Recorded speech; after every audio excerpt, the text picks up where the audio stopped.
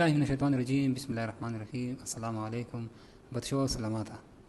بچو سلاماته. دی بغن سوي کوټې، دی بغن سوي کورونه، دی بغن سوي جمعتونه، دی بغن سوي بزرونه، دی بغن شهیدان، دی بغن زخمیان. بچو سلاماته. دی دوڅ ګلی دی او څو مطلبي دي که خپه کېږي نه سي تاسو مخې ته کېږدم دته. بچو سلاماته. 22 نومبر نه دلې دا خلک څه دي تو ته انتظار دي چې نن به انصاف راوکړي، سبا به انصاف راوکړي. خو بچو سلاماته نه ورته چېرته میډیا راغله، نه ورته چېرته منسټر راغلو، نه یې چا تپوس وکړو، نه چې انصاف یې وکړو. بچو سلاماته نن زه دو ناست دي در نه کوي، احتجاج کوي پر امن طریقې سره. بچو سلاماته ته په دې باندې هم نه یې خوشحال. صحیح شو در نه دا خاتم وکړه. بچو سلاماته د خلک چېرته لوټي، دو کورونه ښه سوي دي، دو جوماتونه ښه سوي دي، دو بزرونه ښه سوي دي، دو به خیر چېرته سي. ته څه یې چې کور مه پرېږدي. بچو سلاماته دا خلک دي دې ریاست نه دي، وتیځای قوم دا د دې ریاست نه ده، دې څه حق نشته د ملک که یې چې کور مه پرېږدي بس لوټ شي. بس د یو حل ده وزره، بل حل خو نشته. کور رښتونه بازار رښتونه کوم پله وسي. او بله خبره مطلبه دا ده چې کنوایي به نه بیایي. بچو سلاماته دي کنوایي به ولې مخالف نه دي، نه کبرجن دي، نه بدمشان دي. او بچو سلاماته چې د کنوایي چې ته په کوم ځای باندې بیایي، په د کوم تور بازار، په د سوي کورونو، په د سوي جوماتونو یې تېرایي، دا چو سوي دي په دې باندې چو لښکرکشۍ کړې ده. بیا چې چا سوي دي چې لښکرکشۍ په دې باندې کړې ده.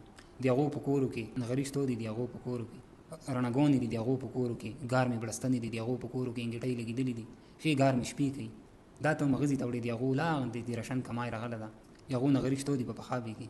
او بچو سلاماته چې په د کوم ځای باندې ته روانه ده کړې ده، بیا یې په د کوم ځای باندې په دې کور کې نه نغری شته، نه ورکې انګېټۍ شته، نه یې بازار شته، نه ورکې ګارمه کمباله شته، نه ورکې روغه کمره شته چې څوک ورکې شپه وکړي. د دې بازار، د دې قوم، د دې بګن، د دې خلکو چې څومره خندنونه او هغه په روډونو باندې شپې کوي، سړنې ماشومان مړ کېږي، بیماران دي، رزق تنګواله ده، پیسې سوي دي، سونې سوي دي، لوټ مار شوه ده د ځینه. بچو سلاماته دو ته انصاف یې کنه. دا د دې ملک دی، د دې ریاست دی. دو خلکو هر کله د امن دپاره، د کورمې دپاره احتجاج کړی ده. امن یې غوښته ده، هر کله دې ریاست سره ویلوړ دي. په کوم جرم در نیولي بچو سلاماته؟ ظلم یې څه کړی ده؟ کوم ځای کې لښکرکشي کړې ده؟ کوم ځای کې بېکرۍ سوې ده؟ کوم ځای کې چیک پوسټ نه جنډالې راکوزې کړي دي؟ کوم ځای کې د جنډالې بې حرمتي کړې ده؟ کوم ځای کې دوی تنظیمونه راوستلي دي؟ دو سره ظلم شوی، دو مظلوم دي.